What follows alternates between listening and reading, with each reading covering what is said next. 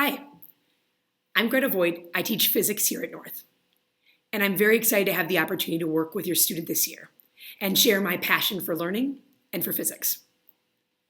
One fun fact about me is that I literally was taught physics in this exact classroom. The joke is that I bleed purple after not only graduating from North, but also being a huge North Star my entire life. As a result of this, I know that North will most definitely look very different from our typical school year. At the same time, I'm confident that we're going to have a great year of engaging in meaningful learning and having some fun in the process.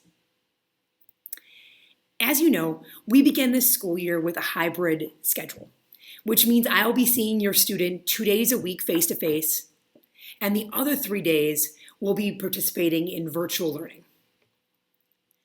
Blackboard is going to serve as our launch pad for classes throughout the district. As a result, on virtual days, your student will be going to the home page of my Physics Blackboard site.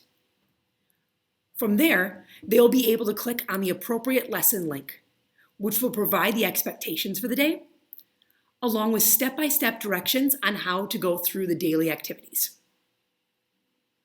There will likely be a learning curve as we transition into this new style of hybrid learning.